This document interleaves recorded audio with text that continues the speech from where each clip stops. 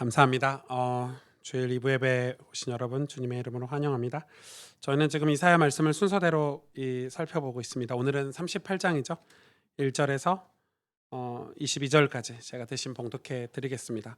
그때 히스기야가 병들어 죽게 되니 아모스의 아들 선지자 이사야가 나아가 그에게 이르되 여호와께서 이같이 말씀하시기를 너는 내 집에 유언하라 내가 죽고 살지 못하리라 하셨나이다 하니 히스기야가 얼굴을 벽으로 향하고 여호와께 기도하여 이르되 여호와여 구하오니 내가 주 앞에서 진실과 전심으로 행하며 주의 목전에서 선하게 행한 것을 기억하옵소서 하고 히스기야가 심히 통곡하니 이에 여호와의 말씀이 이사야에게 임하여 이르시되 너는 가서 히스기야에게 이르기를 내 조상 다윗의 하나님 여호와께서 이같이 말씀하시기를 내가 내 기도를 들었고 내 눈물을 보았노라 내가 내 수안에 15년을 더하고 너와 이 성을 아수르 왕의 손에서 건져 내겠고 내가 또 이 성을 보호하리라. 이는 여호와께로 말미암는 너를 위한 징조니 곧 여호와께서 하신 말씀을 그가 이루신다는 증거이니라. 보라 아하스의 해시계에 나아가던 해 그림자를 뒤로 10도를 물러가게 하리라 하셨다 하시더니 이 해시계에 나아갔던 해 그림자 10도를 물러가니라. 유다 왕 히스기야가 병들었다가 그의 병이 나은 때 기록한 글이 이러하니라. 내가 말하기를 나의 중년에 수올의 문에 들어가고 나의 여생을 빼앗기게 되리라 하였도다. 또 내가 말하기를 내가 다시는 여호와를 배웁지 못하리니 산자의 땅에서 다시는 여호와를 배웁지 못하겠고 내가 세상의 거민 중에서 한 사람도 다시는 보지 못하리라 하였도다. 나의 거처는 목자의 장막을 거둠같이 나를 떠나 옮겨졌고 직공이 배를 걷어 마름같이 내가 내 생명을 말았도다. 주께서 나를 틀에서 끊으시리니 조속간에 나를 끝내시리라. 내가 아침까지 견디었사오나 주께서 사자같이 나의 모든 뼈를 꺾으시오니 조속간에 나를 끝내시리라. 나는 제비같이 학같이 주저기며 비둘기같이 슬피 울며 내 눈이 쇠하도록 앙망하나이다. 여호와여 내가 압제를 받사오니 나의 중보가 되옵소서. 주께서 내게 말씀하시고 또 친히 이루셨사오니 내가 무슨 말씀을 하오리까. 내 영혼의 고통으로 말미암아 내가 종신토록 방황하리이다. 주여 사람이 사는 것이 이에 있고 내 심령의 생명도 온전히 거기에 있사오니 원하건대 나를 치료하시며 나를 살려 주옵소서. 보옵소서. 내게 큰 고통을 더하신 것은 내게 평안을 주려 하심이라. 주께서 내 영혼을 사랑하사 멸망의 구덩이에서 건지셨고 내 모든 죄를 주의 등 뒤에 던지셨나이다. 수월이 주께 감사하지 못하며 사망이 주를 찬양하지 못하며 구덩이에 들어간 자가 주의 신실을 바라지 못하되 오직 산자 곧 산자는 오늘 내가 하는 것과 같이 주께 감사하며 주의 신실을 아버지가 그의 자녀에게 알게 하리이다. 여호와께서 나를 구원하시리니 우리가 종신토록 여호와의 전에서 수금으로 나의 노래를 노래하리로다. 이사야가 이르기를 한 뭉치 무화과를 가져다가 종초에 붙이면 왕이 나으리라 하였고 히스기야도 말하기를 내가 여호와의 전에 올라갈 징조가 무엇이냐 하였더라. 아멘. 예레미야 18장에 보면 하나님께서 토기장이에 대한 그런 비유를 드시죠. 여러분 읽어보셨을 것 같아요. 제가 한 번만 더 읽어드려도 될까요? 예레미야 18장 1절에서 12절 말씀인데 여호와께로부터 예레미야에게 임한 말씀에 이르시되 너는 일어나 토기장이의 집으로 내려가라.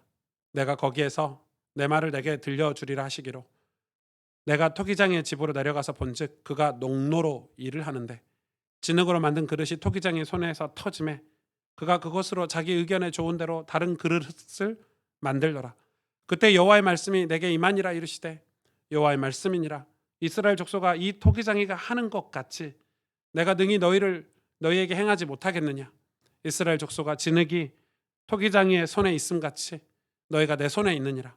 내가 어느 민족이나 국가를 뽑거나 부수거나 멸하려 할 때 만일 내가 말한 그 민족이 그의 악에서 돌이키면 내가 그에게 내리기로 생각하였던 재앙에 대하여 뜻을 돌이키겠고 내가 어느 민족이나 국가를 건설하거나 심으려 할 때 만일 그들이 나 보기에 악한 것을 행하여 내 목소리를 청종하지 아니하면 내가 그에게 유익하게 하리라고 한 복에 대하여 뜻을 돌이키리라. 그러므로 이제 너는 유다 사람들과 예루살렘 주민에게 말하여 이르기를 여호와의 말씀에 보라 내가 너희에게 재앙을 내리며 계책을 세워 너희를 치료하노니 너희는 각기 악한 길에서 돌이키며 너희의 길과 행위를 아름답게 하라 하셨다 하라.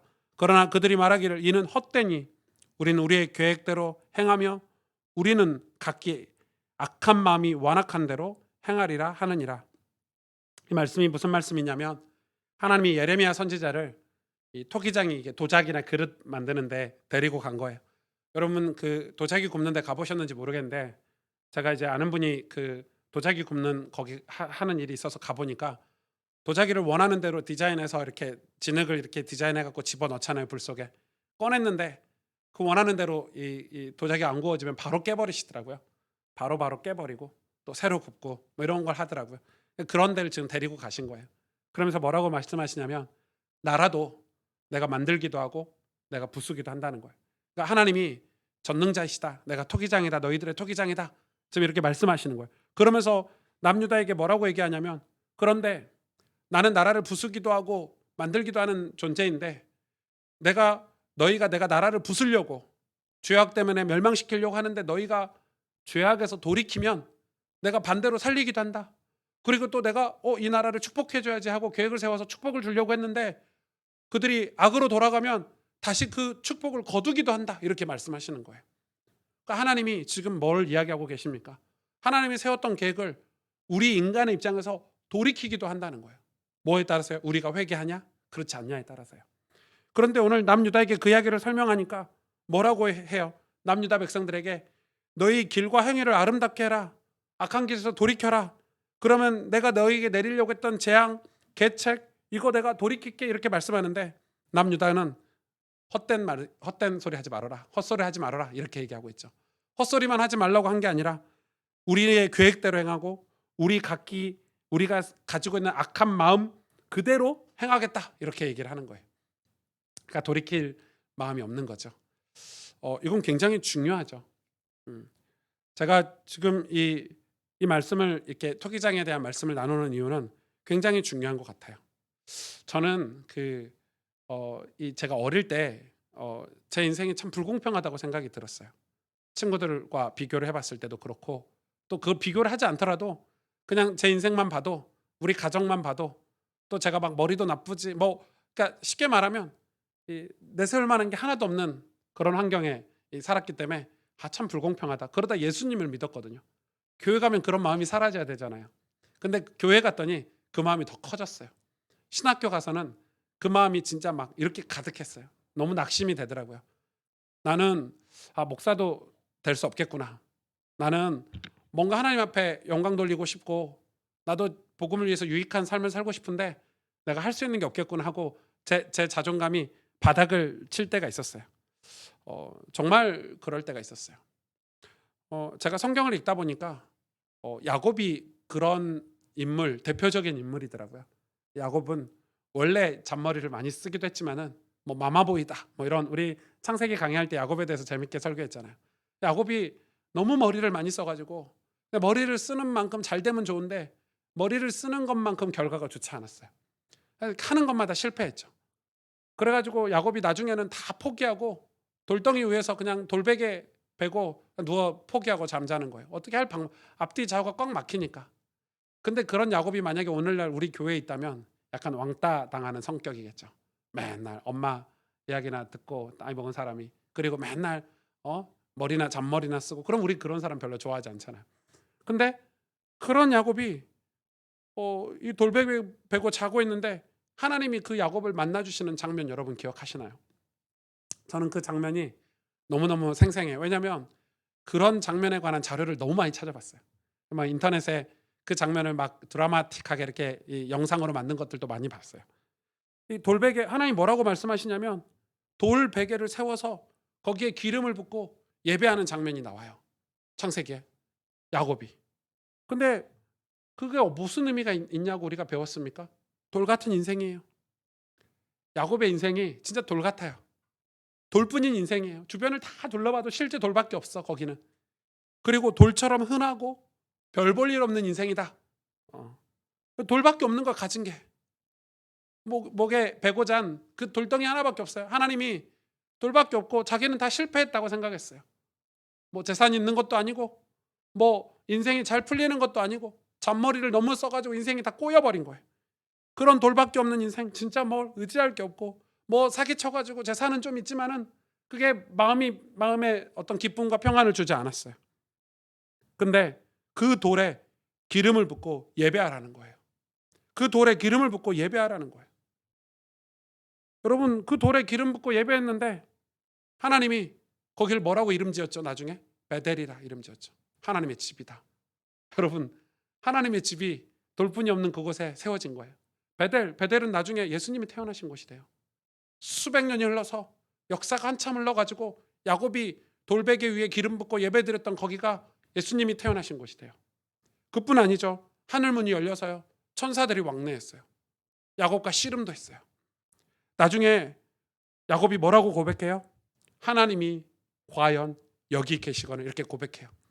자기는 자기 인생에 가장 실패한 순간, 돌밖에 없는 순간 그 돌에 기름 붓고 예배했지만 그곳이 예수님이 태어나신 곳이 될 뿐만 아니라 하나님이 여기 계시는구나 하고 영적으로 가장 큰 깨달음을 얻은 그런 곳이 됐어요. 야곱은 그 뒤로 완전 다른 사람이 됐거든요. 여러분, 이 자기를 죽이려고 하는 이 군대를 피해서 캄캄한 동굴에 겨우 숨어 들어갔어요. 곧 잡히면 끝이에요. 바로 밖에 군인들이 왔다 갔다 해요. 너무 무서워가지고요, 벌벌벌 떨어요. 누구죠? 다윗이에요. 인생이 곧 끝날 것 같아요. 희망이라고는 있습니까? 막 미친 척하고 뛰어다니고 도망 다녀야지 겨우 목숨을 부지할 수 있을 만큼. 근데 어쩔 수 없이 깊은 동굴 속에 숨어 들어갔어요. 밖에는 이 군인들이 다윗 잡으면 바로 죽인다고 수많은 군인들이 진치고 있어요. 들키면 끝나는 거예요. 그때 다윗이 지은 시예요. 내 영혼아 깰지어다. 그 동굴에서 비파야 수금아 깰지어다. 내가 새벽을 깨우리로다. 그걸 거기서 고백했어요. 수금이 어디 있습니까? 악기가 어딨냔 말이에요. 비파가 어딨냔 말이에요. 무슨 내 영혼을 깨웁니까? 그 상황에. 근데 다윗이 그 위급한 위험한 상황을 피해서 들어간 동굴에서 내 영혼아 깰지어다, 이렇게 찬양했어요. 내 영혼아 깰지어다. 내가 새벽을 깨우리로다. 저는 제가 제 인생이 진짜 불공평하고 뭐 별거 없다고 생각했는데 제가 그 시기에, 가장 힘든 시기에 인도를 갔어요. 인도를 한 3주 갔을까요? 인도에 단기 선교를 간 거예요.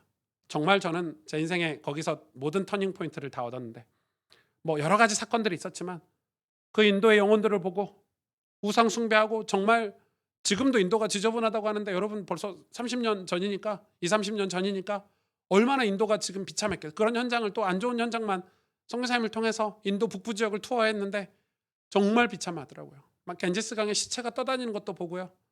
뭐 부모가 없는 고아들 천지고요. 우상, 와, 그 더럽고 추악스러운 우상들이 한두 개를 섬기는 게 아니에요. 얼마나 비참한지. 거기서 제가 이 성경을 읽으면서 아침마다 저녁마다 제 인생에 많은 걸 바뀌었어요. 그렇지, 하나님 토기장이시지. 하나님 우리를 만드셨지. 하나님 나에게 구원이라는 엄청난 은혜를 주셨는데 내가 왜 불평하고 있지? 내가 왜 원망하고 있지? 내가 왜 여호와를 찬송하지 못하고 찬양하지 못하고 있지? 제가 그 인도를 갔다 오면서 불렀던 찬양이 오늘 찬송 불렀던 찬양이에요. 주 예수보다도. 인도에 가서 너무 은혜 받았던 찬송가예요. 94장에 주 예수보다도 귀한 것은 없네. 주 예수보다도 귀한 것은 없네. 여러분, 제가 인도에 가서 완전히 다른 사람, 새 사람 됐다, 이건 아니지만 엄청난 은혜를 받았어요. 그리고 가장 힘든 시기에, 가장 그 인도 갈 때도 막 빚내가지고 선배들이 돈 10-11만 도와가지고 갈 때도 비참하게 갔거든요. 근데 거기서 하나님이 저에게 그러시더라고요. 이 영혼들을 보라고. 네가 할 일이 없겠냐고. 네가 감당해야 될 사명이 없겠냐고 그러시더라고요. 저는 저희 가정 때문에, 또 제가 처한 상황 때문에 너무 불평하고 불공평한 인생이라고 하고 있었는데 하나님은 눈을 열어주신 거예요. 오늘 본문을 살펴보면서 여러분이 이 예레미야 18장에 토기장이신 하나님을 배경에 두고 오늘 말씀을 들으시라는 거예요. 하나님이 다시 회복시키시기도 하고 죽이기도 하시는데 우리의 태도, 우리의 자세, 거기에 달렸다는 거예요. 오늘 본문에는 여러분 38장은 진짜 유명한 본문이 아마 교회 안 다니시는 분들도 히스기야의 병 걸린 히스기야의 기도는 다 아실 것 같아요. 그래가지고 뭐 암 환자들 병원에 가서 예배 드리는 거 보면 다 이 본문 갖고 설교하시더라고요. 여기 기도하면은 15년이 연장된다. 뭐 암도 치유된다. 뭐 히스기야가 걸린 병이 암이다. 뭐 이런 설교하시는 이 말도 안 되는 자료의 역사에도 없는 기록에도 없는 걸 추측으로 막 이 짬뽕해가지고 그런 식으로 설교하시는 목사님들이 하도 많아가지고 이 본문은 되게 병 걸린 사람들에게 유명한 그런 본문이에요. 그런데 이 본문은 병 고침이 주 내용이 아니에요. 오늘 확인해 볼까요? 오늘 1절에 그때 히스기야가 병들어 죽게 되니 아모스의 아들 선지자 이사야가 나아가 그에게 이르되 여호와께서 이같이 말씀하시기를 너는 내 집에 유언하라 내가 죽고 살지 못하리라 하셨나이다. 히스기야에게 갑자기 이사야 선지자를 보내서 뭐라고 말씀하시냐면 너네 집에 유언해. 너는 죽고 다시 살지 못해. 그 말은 끝났다. 너 이제 죽는다. 원어에 보니까 현재 완료형이에요. 너의 목숨이 이제 끝난 거야. 이렇게 끝난 거야. 이렇게 선포해요. 근데 여러분 우리가 여기서 하나 짚고 넘어가야 돼요. 살펴봐야 돼요. 여기서 그때에는 36장, 37장 아수르가 바벨론 18만 5천이 포위하고 이 히스기야가 하나님 앞에 기도해서 18만 5천 군대가 하룻밤에 송장이 된 사건을 우리가 지난주까지 설교했잖아요. 그 37장과 연결된 38장이냐? 아니냐? 아니라는 거예요.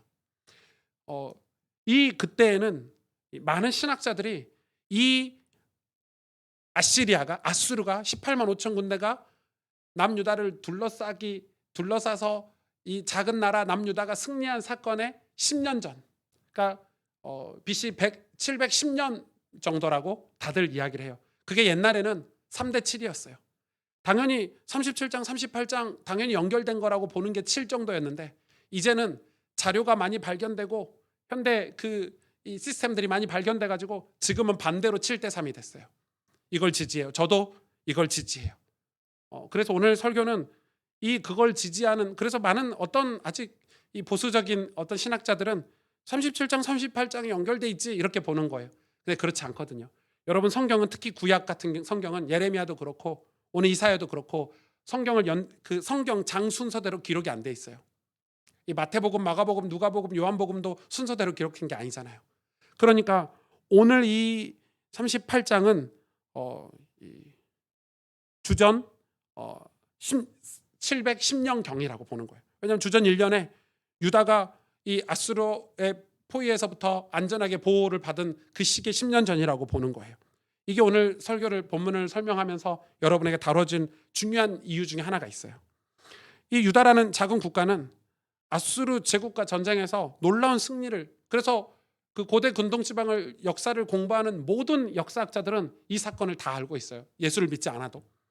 그런데 이 전쟁에서 승리한 결정적인 요인이 히스기야의 기도였잖아요.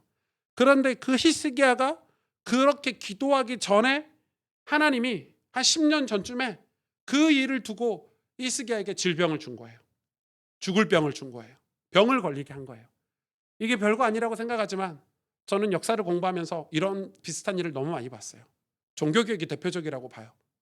종교개혁 마르틴 루터를 통해서 또 뭐 요한 칼빈이라든지 찌빙글이라든지 뭐 요한 낙스라든지 이런 사람들을 통해서 종교개혁이 확 일어났어요.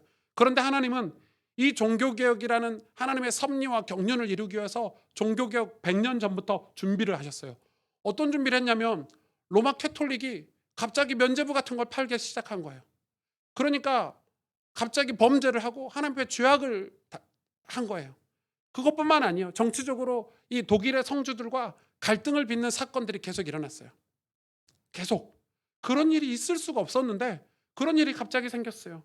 또한 이 사제들 중에 로마 캐톨릭 사제들은 충성심이 대단해요. 그런데 그들이 갑자기 로마 캐톨릭의 반기를 들기 시작했어요. 면죄부를 판매하는 게 옳지 않다. 성전을 무리하게 건축하는 게, 백성들의 헌금을 무리하게 걷어가지고 이렇게까지 하는 게 옳지 않다라고 거절하기 시작했어요. 그뿐이 아니죠. 여러분 많은 사건들, 그리고 그 인쇄술이 개발되기 시작한 거예요. 그래 모든 게 다 맞아 떨어져 가지고 루터가 한 게 아니라 루터가 95개조 반박문을 딱 걸 때는 모든 하나님의 섭리들이, 준비하신 섭리들이 딱 맞아 떨어진 때가 참해요. 마치 그런 것처럼 히스기야에게 이 10년 전에 병이 걸린 거는 아주 중요한 하나님이 일하시고자 하시는 계획이 있었던 거예요. 오늘 히스기야가 이런 병에 걸려 죽었어요. 죽게 됐어요. 여러분, 사람이 병 걸려 죽으면은, 죽을 병에 걸리면은 이 얼마나 괴로워요. 저는 그런 분들 진짜 많이 봤거든요. 암에 걸린, 특히 암 걸린 분들, 뭐 말기암, 뭐 췌장암, 뭐 폐암 이런 걸리신 분들, 정말 그 병문 안 가고 이러면은 별 얼굴 낯빛이 다. 제가 아는 장로님 한 분 빼놓고는, 그 아는 장로님은 저보고 병원에 와서 예배 드려달라고 해서 제가 갔는데 예배를 드릴 수가 없었어요. 너무 성령 충만하셔가지고, 너무 찬송 부르고 계시고 기뻐하셔가지고 돌아가시기 전에 이제 기다리던 천국에 간다면서 저보고 그러던 분 한 분, 특이한 분 계셨고, 그분이 정상이겠죠. 거의 대다수가 죽을 병에 걸리면은 고통스러워해요.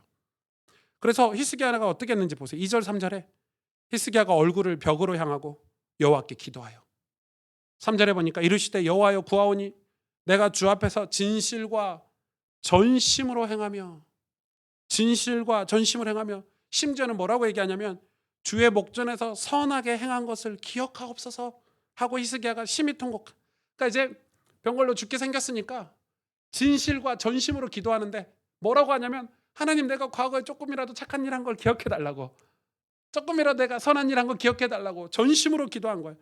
여러분, 죽음이 있으니까 히스기야가 전심과 진심으로 기도할 수 있었던 거예요. 죽음이 없었다면, 죽을 병이 아니었다면 히스기야 인생에 하나님 앞에 진실과 전심으로 기도할 이유가 없어요. 여러분, 그 당시의 왕, 아무리 작은 소국의 왕이라고 할지라도 그 고대 근동 지방의 왕은 강력해요. 그냥 우리처럼 대통령, 선거제 이런 게 아니에요. 나라의 대장이에요. 여러분, 우리나라 조선시대에도요, 조그만 나라고 이름도 없는 나라 조선시대에도 우리나라의 왕 이러면 얼마나 많은 시스템이 왕 주변에 있는 줄 아십니까? 왕이 병 걸려 죽지 않도록, 왕이 혹시 누가 뭐 독국물이라도 탔는가 싶어서 음식 만들면 그 음식을 맛보는 신하들이 있었어요. 미리 먹어보는 거예요. 그뿐이 아니에요. 왕이 뭐 대변을 하거나 소변을 하면 그걸 맛보는 신하도 있어요. 안 믿기시죠? 왕의 대변과 소변을 먹어보는 신하도 있어요. 조선시대 왕들이. 조선의 왕도 그러는데 이 당시의 왕들은 거의 뭐 주치부터 해가지고 완벽해요. 그러니까 병에 걸릴 일도 잘 없고, 병에 걸려도 웬만하면 다 치료할 수 있을 만한 모든 걸 다 갖추고 있을 텐데 이건 진짜 해결이 안 되는 거예요. 그런 병이 아닌 거예요. 와서 유언장 써 이렇게 되니까 히스기야가 전심으로 진심으로 그래놓고 이제 자기가 하나님 앞에 선한 거 한 거 조금이라도 기억하는 거예요. 그런데 이 히스기야 왕이 원래 선한 일을 많이 했냐? 그렇지 않아요. 히스기야 전 조상들, 왕, 자기 아버지, 할아버지 이런 왕들이 다들 악했어요. 다 전부 이 예루살렘 성 안에 산당을 설치하고 우상을 설치하고 하나님의 뜻과 계획은 관심 없고 제사만 잘 드려서 축복만 받으려고, 그걸 히스기야도 역사적으로, 전통적으로, 관습적으로, 문화적으로 가지고 있는 왕이에요. 여러분, 이거 굉장히 중요해요.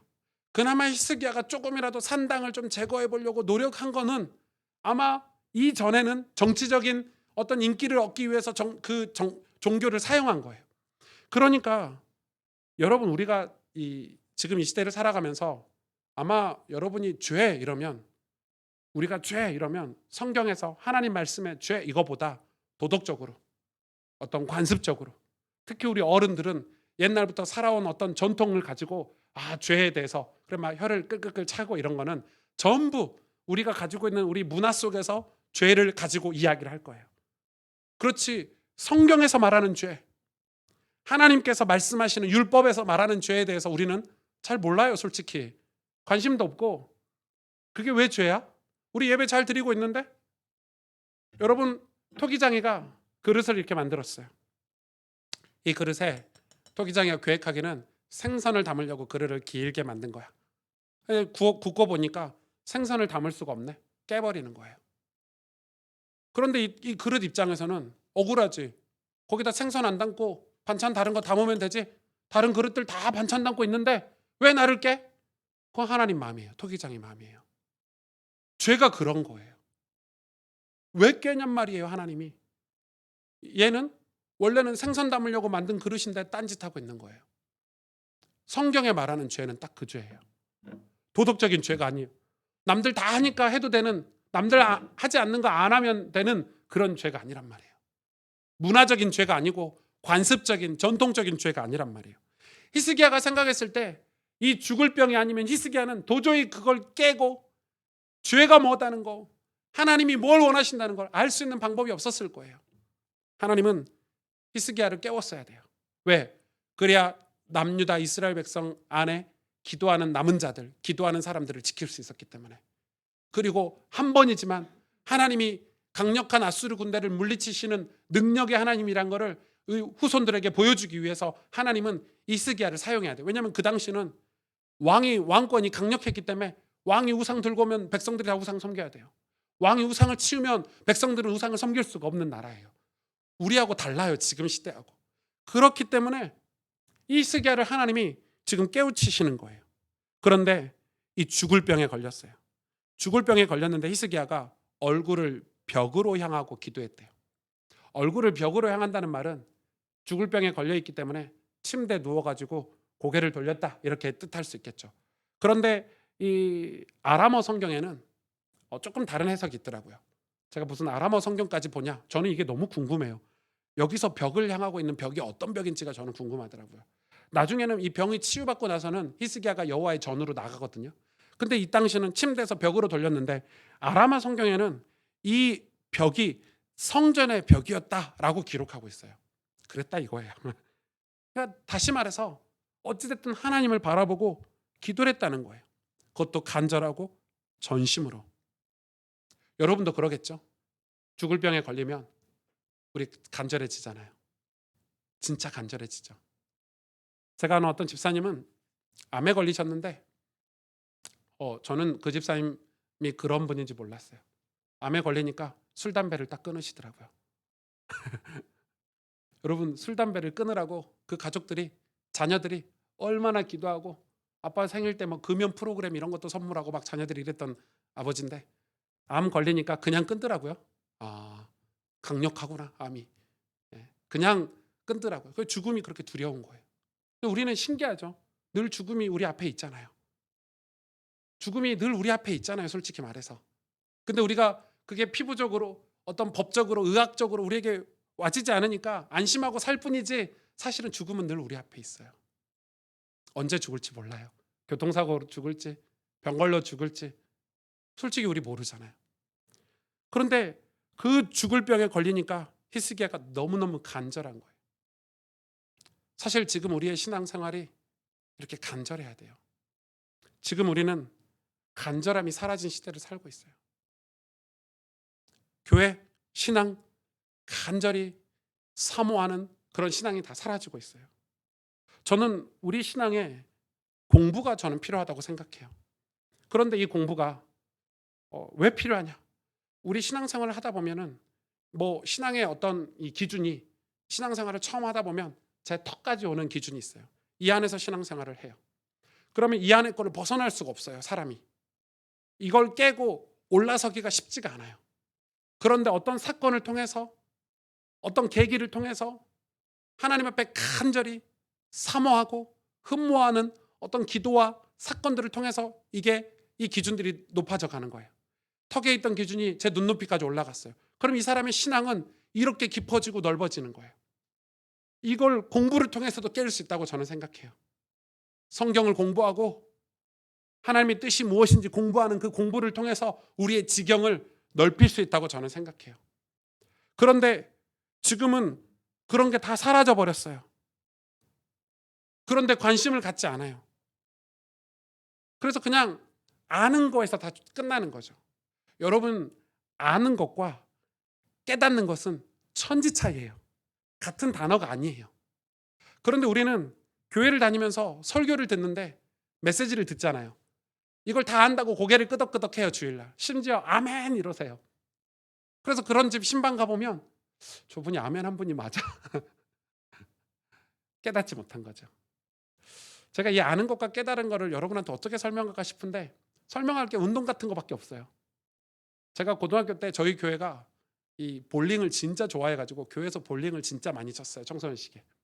청소년들이 중고등학생들이 볼링을 쳐봤자 점수 많이 나와봤자 80점, 70점 볼링 쳐보신 분들 그러잖아요.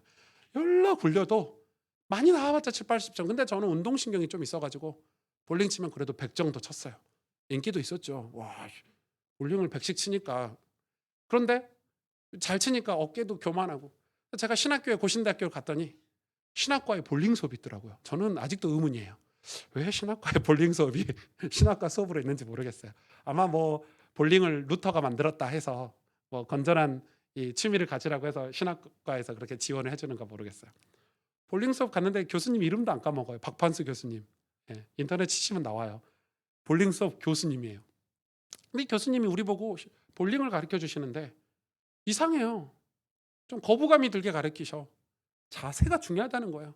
너네들 공 굴러가는 거 신경 쓰지 마. 우리는 막 공이 어떻게 굴러가고 스핀을 어떻게 먹이고 뭐 이런 거 관심 있는데 그런 거 신경도 쓰지 말고 오직 자세가 중요하다는 거예요.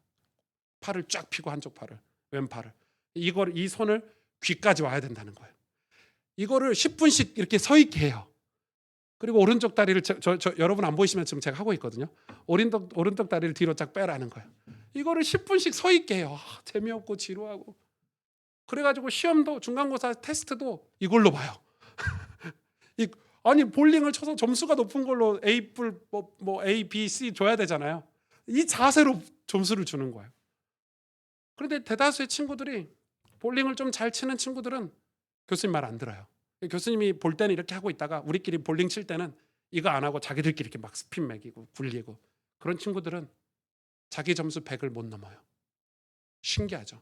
근데 저는 무슨 생각이 들었냐면 볼링을 잘 치고 싶은 생각이 들었어요. 왜냐하면 광주에 가면 볼링을 조금 더 잘 쳐가지고 볼링으로 좀 인기도 얻고 내기도 해서 밥도 얻어먹고 이런 마음이 있어서 볼링을 제대로 배워보자고 하고 제 걸 다 내려놨어요.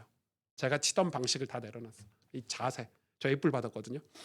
교수님 앞에서 팍 하고 있고 볼링 칠 때도 이렇게 탁 던져요. 근데 볼링공이 내 맘대로 안 가요. 처음에는 막 꼬랑에 빠지고 끝에 한 개 맞고 이상하다. 자세대로 했는데 왜 안 되지? 교수님 하시는 말씀이 있어요. 진짜 자세가 너에게 갖춰지면 그때 점수가 어느 순간부터 확 늘 거라고. 그런데 신기하죠. 제가 왜 그렇게 한 이유가 또 하나는 교수님한테 잘 보이면 교수님한테 점수를 잘 받으면 토요일 날 그 토토볼링장을 무료로 이용할 수 있는 티켓을 주셨어요. 그 토토볼링장이 크리스찬이 하시는 볼링장이었는데 남포동에 그 신학과 학생들을 조금 할인해서 해주셨거든요. 그래서 저는 토요일 날 또 볼링장 공짜로 치고 싶으니까 교수님한테 잘 보이려고 자세를 많이 했던 것 같아요. 신기하죠. 그 자세 배우고 나서 점수가 어느 순간부터 확 올랐어요. 에버리지가 130, 140, 150 이렇게 오르더라고요. 제가 볼링이 잘 안 쳐질 때는 그 자세가 잃어버린 거예요. 다시 자세로 회복하고 기본을 연습하면 또 그 점수가 나와요. 신기하죠. 여러분 제가 왜 이 이야기를 합니까? 교수님이 이 자세 얘기할 때 애들이 다 예, 알겠습니다 해놓고 실제로는 깨닫지 못한 거예요. 깨닫는 거는 그걸 토요일마다 가서 연습했어요. 그 자세를 연습하고 그 자세대로 계속 쳐보려고 노력했어요. 어느 날 그 자세대로 쳤는데 공이 반드시 굴러가는 거예요. 가운데를 1번하고 3번을 탁 맞았는데 우와 스트라이크 탁 난 거예요. 깨닫는 거지. 이거다. 그 뒤로는 교수님을 절대 신뢰하게 됐어요. 한 개 더 예를 들어볼까요? 제가 뭐 골프를 배우려고 하는 건 아닌데 주은 전사님한테 골프를 좀 배웠어요. 전사님 골프 그 선수 출신인데 레슬링 선수 출신 아니고 예. 우리 주일학교 아들이 레슬링 선수 출신인 줄 알고 제가 옛날에 그랬다고. 골프를 배우는데 골프도 마찬가지예요. 전사님 뭐라고 저한테 막 잔소리를 해요. 목사님 고개를 들지 말라니까요. 목사님 채를 떨어뜨리라니까요. 뭘 떨어뜨리냐고 이게 이해가 안 되잖아요. 채를 던지라니까요. 그럼 채를 어디다 던지란 말이냐면 이해가 안 돼요. 말은 알아먹죠. 알겠어. 알았어. 잔소리 그만해. 알았어. 근데 깨닫지는 못한 거예요. 근데 제가 시간이 좀 여유가 있어서 골프 연습장에 가가지고 전사님이 가르쳐준 대로 계속 연습을 하는 거예요. 어느 날 나도 모르게 공이 힘 빼고 가르쳐준 대로 쳐지고 그 연습이 내 몸이 체득이 돼서 그 자세로 쳤더니 공이 반드시 날아가는 거예요. 그때 뭐예요? 그걸 뭐라 그래요? 깨달음이라 그래요. 전사님이 해준 말이 맞구나. 그거구나. 깨닫는 거예요. 저희 아들 한빈이가 수영에 중독돼 갖고 있는데 일주일에 한 번 가거든요. 토요일 날. 일주일 동안 공부하는 거 엄마 아빠한테 혼나는 거, 잔소리 듣는 거, 모든 스트레스를 수영으로 푸는 아이예요. 그날만 기다려. 오직 수영. 심지어 집에 목욕할 때도 그 욕조에 좁잖아요. 물 받아가지고 수영 연습하는 애예요. 근데 선생님이 하는 얘기를 한빈이가 다 이해하고 들어요. 근데 저는 뭔 말인지 모르겠더라고요. 왜? 수영을 배워본 적이 없어요. 제가 더 잘 알아먹겠잖아요. 어른이니까. 그 차대 다니는 수영 강사가 하는 얘기를 제가 더 이해를 많이 하겠잖아요. 근데 한빈이는 깨달았지만 저는 아는 거예요. 여러분, 아는 것과 깨달은 거는 엄청 차이가 있어요. 그러니까 신앙은 공부를 안 하면 깨닫지 못해요. 계속 내가 가지고 있는 내 지식, 내 경험에서 계속 맴도는 거예요. 내 문화, 내 주변의 전통, 관습에 매여 있는 거예요. 우리 어른들이 그런 얘기 많이 해요. 나도 옛날에 해봤어. 나도 옛날에 성경 읽어봤어. 그러면서 오늘 안 읽어요. 그러면 그 사람은 그 수준으로 신앙생활 하는 거예요. 나는 성령 충만 받아봤어. 언제요? 과거예요? 그러니까 신앙이 거기 멈춰져 있는 거예요. 그 정도 수준에 머물러 있는 거예요. 히스기야가 어디선가 다윗이 했던 얘기도 들었고 우리 조상들이 지은 죄에 대해서도 다 들었을 거 아니에요. 근데 분별이 어려웠어요. 깨닫지는 못했어요. 죽을 병에 걸려서 성전 벽 앞에 간절히 기도했는데 그동안과 다른 하나님을 경험하고 체험한 거예요. 이 죽을 병은 히스기야에게 어떤 거예요? 축복이죠. 연약함인 줄 알았는데 강하신 하나님을 경험하는 기회가 된 거죠. 그때 이사야를 통해서 하나님이 히스기야에게 이런 답변을 보내요. 이에 여호와의 말씀이 이사야에게 임하여 이르시되 너는 가서 히스기야에게 이르기를 내 조상 다윗의 하나님 여호와께서 이같이 말씀하시기를 내가 내 기도를 들었고 내 눈물을 보았노라. 무슨 말이에요? 하나님이 히스기야에게 질병을 주신 하나님이 히스기야의 기도를 들었고 히스기야의 눈물을 보았다는 거예요. 히스기야가 만약에 기도를 하지 않았다면, 히스기야가 만약에 눈물로 심히 통곡을 하지 않았다면 히스기야 병은 거기서 끝나요. 죽어요. 그냥. 행함이 없는 믿음은 죽음이란 걸 증명하죠. 아무리 많이 듣고 이해하고 아멘해도 실제로 엎드려 기도하지 않았다면 히스기야는 병이 치료받았다기보다는 15년 연장이 생명이 안 됐을 거예요. 여러분 정말 중요해요. 아는 것과 깨닫는 건 달라요. 그래서 유명한 사건이죠. 6절 보세요. 이 사건이 앞에 있었다는 증명해주는 절이에요. 6절이. 너와 이 성을 아스루 왕의 손에서 건져내겠고 내가 또 이 성을 보호하리라. 물론 결정적인 이 사건이 10년 전의 사건이라고 예측하는 것은 39장 1절에 바벨론 왕이 사신을 보냈을 때 그 왕의 때와 이 이스라엘 역사의 때가 이제 자료를 통해서 확인되는 거예요. 그래가지고 이 사건이 38장이 36장, 37장 전에 있었던 사건으로 보는 건데 아무튼 6절에도 그렇게 말하고 있어요. 내가 아수르 왕의 손에서 너를 건져내겠고 나중에 이 성을 보호하리라고 예견하시죠. 하나님이. 그러면서 징조를 보여줘요. 내가 15년을 연장해 줄 건데 그 징조로 해시계를 뭐예요? 뒤로 물러가게 한대요. 해시계 온도를. 그 해시고의 그 그림자를. 그럼 이런 사건이 많았어요. 가나안 정복할 때도 이런 사건이 있었고 이런 기적이 진짜 성경에는 많아요. 근데 여러분 해가 멈추고 달이 멈추고 광야에서 물이 나오고 이런 거는 이런 기적들은 하나님 앞에서는 흔한 기적이에요. 그걸 증명하고 있는 게 오늘 본문에 이 히스기야가 부르는 시편, 히스기야가 부르는 노래에 담겨 있어요. 히스기야는 해가 뒤로 15도 물러간 게 중요하지 않았어요. 그런 징조가 자기한테는 별반 중요한 게 아니에요. 여러분 해가 뒤로 10도 물러나고 15도 물러나는 게 중요해요? 내가 살았다는 게 중요하지. 내가 산 것보다 더 중요한 건 뭐예요? 나를 구원하신 하나님, 창조주 하나님, 천국이 진짜 있고 지옥이 진짜 있다는 사실을 깨달은 게 훨씬 더 중요한 거예요. 히스기야가 그걸 깨달았어요. 오늘 히스기야 노래에 그 내용들이 나와요. 내가 잘못했으면 소울에 들어갈 뻔했구나. 내가 지옥에 들어갈 뻔했구나. 내가 잘못했으면 영원히 하나님을 찬양하지 못한 상태로 소울의 문턱을 넘어설 뻔했구나. 깨닫는 거예요. 하나님의 은혜를 깨달은 거예요. 천국을 깨달은 거예요. 사실 우리 인간에게 진짜 기적은 내세, 천국과 지옥이 있다는 걸 깨닫는 거예요. 그걸 믿는 거예요. 우리 인간이 영적인 세계가 있다는 걸 믿는 게 우리 인생의 가장 큰 기적이에요. 태양이 멈추고 달이 멈추는 게 기적이 아니에요. 죽을 병이 다시 살아나고 이게 중요한 게 아니고, 히스기야가 그때 그 병을 통해서 하나님 앞에 기도하고 새 사람이 된 게 진짜 기적인 거예요. 오늘 그거를 확인할 수 있어요. 오늘 본문에서 그거를 우리가 찾을 수 있어요. 사실은 히스기야 병은 어떻게 보면 진짜 큰 뭐예요? 약함이잖아요. 생각해 보세요. 한 나라의 왕이 죽을 병에 걸렸어요. 이 병이 걸릴 때가 38, 39살 때인데 왕위를 이을 자식도 없을 때예요. 비참한 거죠. 중년의 때. 그 당시 나이로는 중년인데 38, 39이. 왕위를 이을 자식도 없을 때 죽을 병에 걸렸어요. 그리고 사람들 보기에 창피하고 쪽팔리고 해놓은 거 하나도 없는데 죽을 병에 걸려버린 거예요. 그런데 여러분 생각해 보세요. 이 성경에 나와 있지 않지만 왕이 죽을 병에 걸리면 난리 아닐 거예요. 주치의라든지 신하들이라든지 얼마나 많은 사람들이 난리 법석을 폈었겠어요. 그렇게 약한 거예요.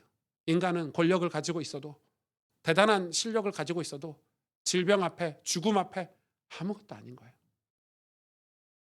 여러분, 우리가 다 죽음이라는 걸 두고 살아야 돼요. 그래서 이 병을 통해 히스기야는 하나님을 만나요. 그냥 만나는 게 아니라 깊이 만나요. 깊이 만나요. 여러분, 우리에게도 이런 연약함들이 있을 수 있어요. 질병이 아니고더라도 돌 같은 내 인생, 혹은 캄캄한 동굴 속에 있었던 다윗처럼 그런 약함들, 내 인생이 불공평하다고 생각하는 것들, 우리에겐 그게 약함같이 보여요. 부끄럽고 수치스럽고 누구한테 말하기 힘든 가정의 상황들, 내 영적인 어떤 질병들, 부족함들, 이게 내 안에 다 있을 수 있어요. 그런데 그 내가 약할 때 강하신 하나님을 만날 기회예요. 능력의 하나님을 체험할 기회예요. 천국을 깨달을 수 있는 기회로 하나님, 우리 인생 중에 구원을 베푸시는 하나님께서 그런 기회로 삼으신다는 거예요. 돌 위에 기름을 부었더니 거기가 하나님의 집이 돼버려요. 훨씬 훌륭한 도시도 있고 대도시도 있고 훨씬 성도 많고 한데 그 돌 위에 예수님이 나오셨어요. 태어나셨어요. 여러분, 히스기야가 그리고 이 병을 고침받고 이렇게 노래를 불러요. 여러분, 다윗의 노래 시편 많죠. 모세의 노래도 있잖아요. 히스기야도 한 편의 노래가 있는데 이게 38장 9절에서 20절이에요. 제가 한번 읽어볼까요? 몇 절만 읽어볼게요. 10절에 보세요. 내가 말하기를 나의 중년에 수올은 지옥을 상징해요. 수올의 문에 들어가고 나의 여생을 빼앗기게 되리라. 죽음 앞에 내 여생을 빼앗길 뻔했다는 거예요.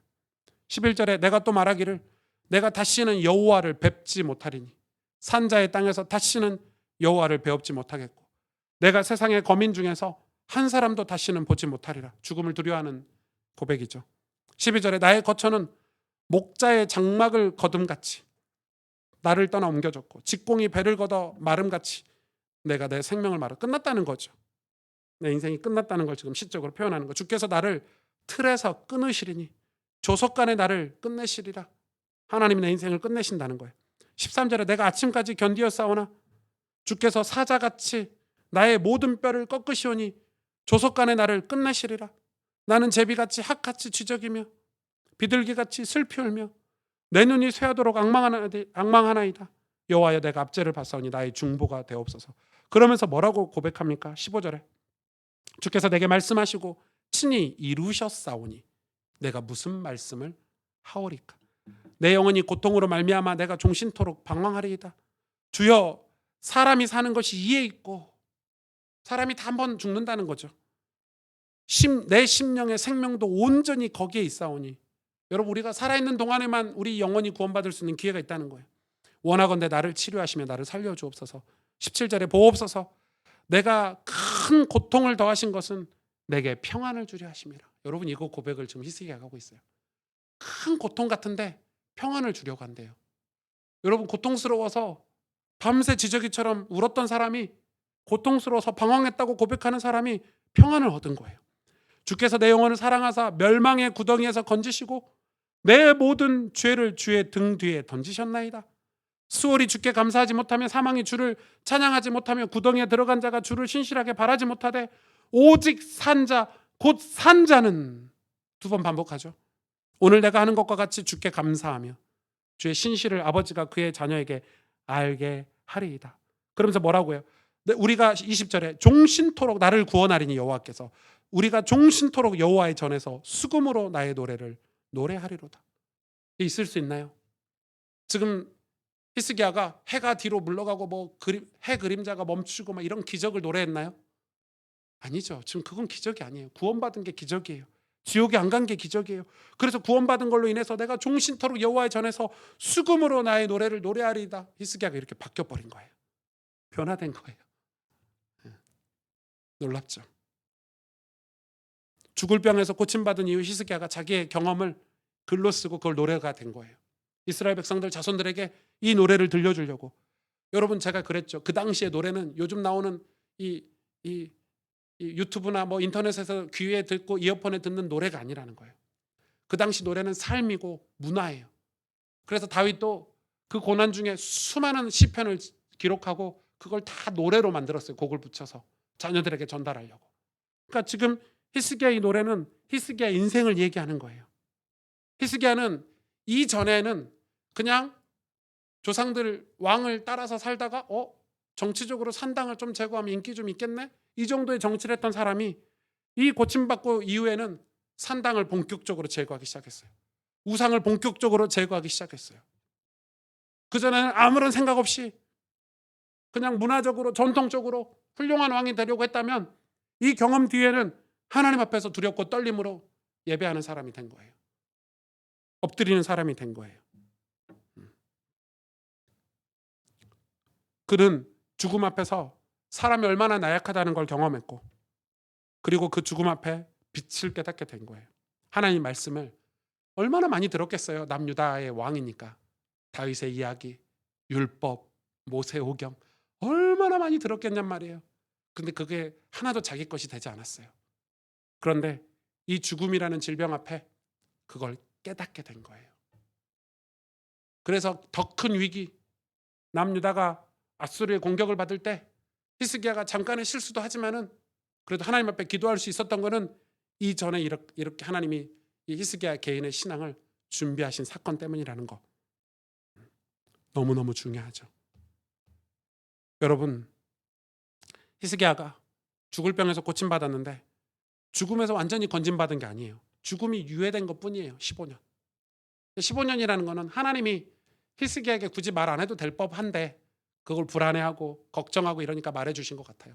우리 인생도 15년이 남은지, 여러분 20년이 남은지, 30년이 남은지 우리는 모르지만 하나님은 때와 기한이 정해졌다 그랬어요. 우리도 언젠가는 다 히스기야처럼 죽게 돼요.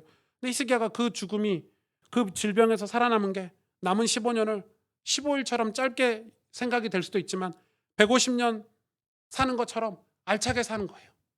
얼마나 알차게 살았는지 그 알찬 인생의 핵심은 하나님의 전에서 여호와를 예배하고 찬양한 거예요. 구원의 노래를 부르고 그 구원의 노래를 자녀들에게 전달하면서 사는 삶을 산 거예요. 히스기야가. 너무 중요하죠. 히스기야는 죽음 앞에 서서 죽음을 실제로 느끼고 생각하고 인간의 나약함과 자기의 약함을 철저하게 깨달았어요. 그런데 인간이 그 약함을 깨달을 때 뭘 깨닫게 되냐면 하나님의 강함을 경험하게 된 거예요. 하나님이 능력의 하나님을 체험하게 된 거예요. 하나님을 의지하고 전심과 진심으로 바라보게 된 거예요. 구원은 거기서 나와요. 신기하죠. 여러분 오늘날도 마찬가지예요. 많은 크리스찬들이 예수님 믿을 때 우리가 예수님 믿고 이런 최첨단 시대에 문화가 발전된 시대에 교회를 다닌다 기적 같은 일이거든요. 다들 근데 교회 다닐 때 사람들에게 말은 못하지만 내 개인의 문제들, 어떤 영적인 어려움들, 가정의 문제들, 질병들 이런 걸로 다 예수님을 믿기 시작해요. 안 그런가요? 다 그래요. 거기서 하나님을 의지하고 경험하는 걸 다 배워요. 그런데 거기서 끝나면 안 돼요. 우리 인생이 그 질병 고침받은 거에서 여기서 끝나면 안 돼요. 히스기야처럼. 우리가 신앙을 공부하고 성경을 읽고 기도해서 우리가 이거를 높여가야 돼요. 이걸 깨야 돼요.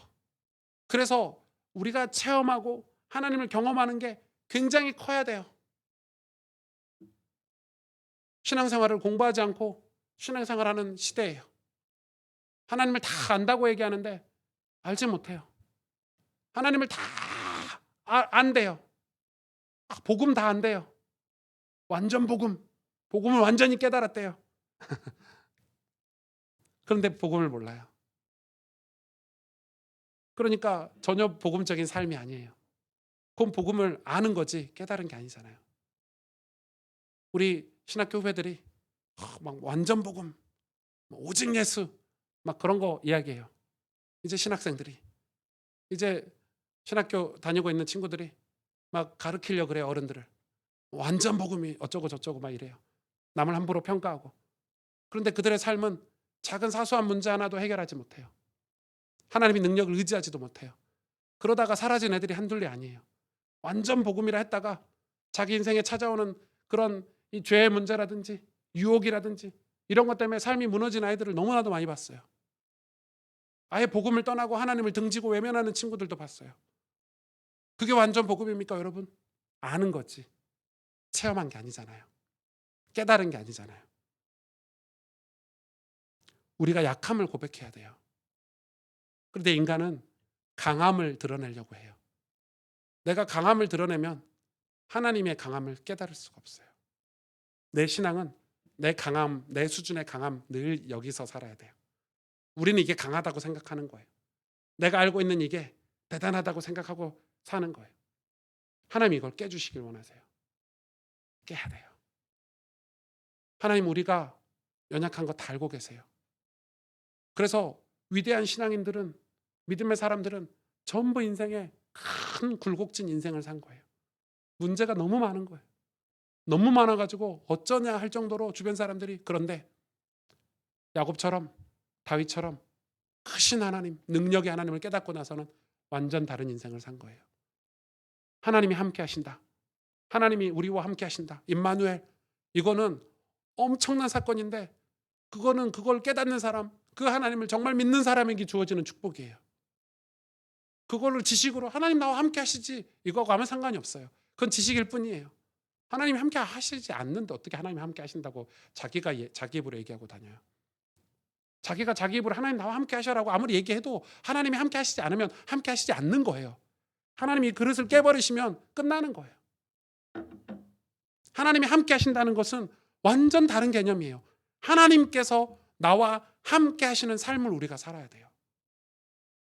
내 연약함을 고백하고 하나님을 전적으로 의지하는 삶이에요.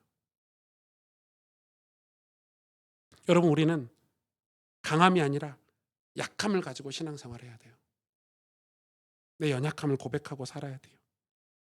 그게 참 힘들거든요. 죄가 그러지 않게 만들어요. 우리는 교만하고 오만하기 때문에.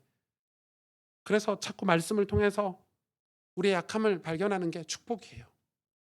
우리 교회 성도님들 중에서도 어려운 일을 겪는 분들이 참 많아요. 아, 저 가정은 어떡하냐 이런 게 있어요. 그런데 그런 어려움을 겪으면 어떤 분들은 와, 그런 어려움을 창피하지 않고 목사님, 저 진짜 신앙생활 잘해볼게요. 도와주세요. 이래가지고요. 정말 애쓰고 애써서 하나님 앞에 가려고 하는 분들이 계세요. 그러면 그 어려움이 절대 그 사람에게 어려움이 아니에요. 신앙이 단단해져요. 믿음이 견고해져요. 그런데 어떤 분들은 너무 인생이 잘 나가는 거예요. 인생이 잘 나가서 기도하고 의지할 기회가 없어요. 그러면 그 잘 나가는 인생은 그 사람한테는 저주예요. 여러분, 우리 인생을 살면서 내가 막 직장생활 승진도 잘 되고 인생이 잘 풀려서 내가 정말 하나님을 의지하지 않는다. 그럼 인생 잘 풀린 게 축복 같죠? 이 땅에서는. 그 인생이 천국을 깨닫지 못한다. 저주예요. 잘 나가는 게. 아이들이, 청소년 아이들이 유명한 대학교, 유명한 회사 취직하려고 노력하잖아요. 그런 거 하는 동안에 마음에 예수님을 모르고 예수님 예배 시간에 은혜 받는 거 다 놓치고 살면 그건 저주예요. 왜냐? 그건 내세를 모르기 때문에. 그 사람들은 내세가 진짜 있다는 사실을 모르기 때문에, 죽음 뒤에 천국과 지옥이 있다는 사실을 모르기 때문에 그건 저주예요. 여러분 생각해 보세요. 뭐가 진짜 축복인지. 그래서 때로는 하나님이 우리에게 이해할 수 없는 어려움들을 주시기도 해요. 제가 그 암에 걸린 폐암, 췌장암, 하도 암에 걸린 사람들이 많잖아요. 암 걸린 사람들 병문안 가면 다 얼굴빛이 잿볕이에요. 근데 한 분, 아는 장로님 한 분, 그분은 저보고 예배를 드려달라는 거예요. 병문안을 가려고 하는데 예배를 드려달라고 그래. 제가 무슨 설교를 해야 될지 모르겠더라고요. 6개월인가 5개월인가 시한부 판정을 받으신 분. 근데 병문안을 1인실이었는데 병문안을 확 여는 순간 그 근심이 제가 사라졌어요. 와, 병문안에 들어갔더니 천국인 줄 알았어요. 장로님 얼굴이 너무 밝고 찬송 부르고 계시더라고, 성경 읽고. 아유, 뭘 이 괴로운 인생에 계속 사시는 목사님이 곧 천국 갈 사람을 위로한답시고 내가 위로해야 되는데 이러고 있어요. 그 장로님 병원에서 뭐 하신 줄 아세요? 평소 전도하는 사람들 다 부른 거예요. 전도하고 싶은 사람들. 그래가지고 안 슬픈데, 안 괴로운데 괴로운 척 하셨대요. 그래서 야, 내가 진짜 이 암에 걸리니까 너무 힘들고 어려운데 너 내 소원 하나 부탁드려주라면서 예수님 믿으라면서 그거 하다 돌아가셨어요. 진짜 믿음, 그거 축복이죠. 그분에게는 암은 축복이에요. 우린 다 저주라고 생각하는데 암을, 제가 볼 때 그분은 정말 정말 정말 행복한 이 여정을 살고 가신 거예요. 우리는 이 어려움이라는 거, 우리의 나약함이라는 거, 하나님이 거기 돌 같은 내 인생에 기름을 부으시니까 거기가 하나님의 집 베델이 돼요. 깨닫는 거예요. 여러분, 우리의 한계를 가지고 살면 안 돼요. 우리 하나님의 기름 부심으로 살아계신 하나님을 만나고 살아야 돼요. 그래서 우리 인생은 그런 은혜로 내가 어떤 사람이 될 것인가. 제가 인도에 갔다 오면서 비행기 안에서 아직도 기억이 생생해요. 이 찬송을 피고 사람들 다 옆에 있으니까 부를 순 없잖아요. 눈물이 뚝뚝뚝뚝 떨어져요, 찬송가 위에. 성경 읽다가 이 94장을 펼쳐가지고 읽는데 찬송을 부르는데 마음속으로 눈물이 뚝뚝뚝뚝뚝 떨어져요. 주 예수보다 더 귀한 것은 없네. 저 그전에는요, 불평하고 나는 왜 이런 집에 태어났냐, 나는 하나님 머리가 왜 이렇게 나쁘냐, 해도 되는 게 하나도 없냐 이러던 사람이 인도에 갔다 오면서 얼마나 은혜를 많이 받았는지 완전 다른 사람이 됐어요. 하나님, 내 남은 인생 하나님 앞에 쓰임받기 위해서 최선을 다하겠습니다. 작은 거에다가도 큰 거 크게 쓰임받지 않아도 좋습니다. 그런데 하나님 그러시더라고, 저한테. 내가 너를 통해서 할 일이 없겠냐. 여러분, 히스기야의 노래가 바뀌었어요. 그전에는 훌륭한 왕이 되겠다, 능력 있는 왕이 되겠다, 나의 강함을 드러내는 왕이 되겠다라고 노래를 불렀겠잖아요. 다 그 시절에는 왕에게 노래가 있었으니까. 그런데 이 질병 뒤로, 죽을 병 뒤로 히스기야는 하나님을 찬양하는 그 인생의 노래가 완전히 바뀌었어요. 여호와의 전에서 하나님을 찬양하는 구원의 노래를 부르는 사람으로 바뀐 거예요. 여러분, 우리 인생의 구원의 노래로 우리 인생의 천국을 흠모하고 사모하고 사는 삶이라면 이 땅에서의 삶은 어떨까요? 전혀 다른 삶을 살겠죠. 다른 사람들과 비교하고 살지 않아요. 다른 사람들을 어떤 문화와 전통에 휩쓸려 살지도 않아요. 그러면서도 건강하고 멋있는 삶, 하나님의 영광을 드러내기 위해서 훌륭한 삶을 살려고 애쓰고 노력하겠죠. 천국을 진짜 믿고 천국에 입성했을 때 하나님의 면류관을 받으려고 하니까. 여러분, 그런 노래를 부르는 멋진 하나님의 백성들 되시기를 주의 이름으로 축복합니다. 같이 기도하겠습니다.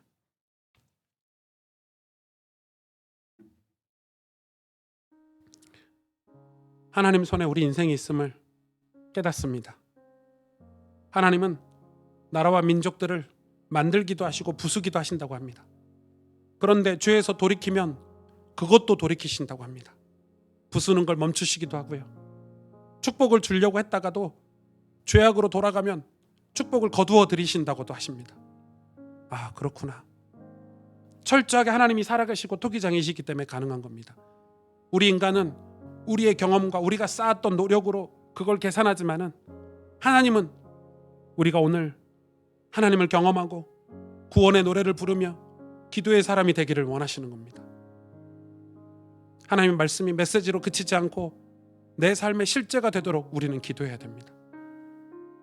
그래서 때로는 하나님은 히스기야에게 병을 주었던 것처럼 우리에게 나약함을 주기도 합니다. 그런데 그 나약함이 오히려 사망과 어둠의 권세, 지옥의 권세를 이길 강함이 된 겁니다.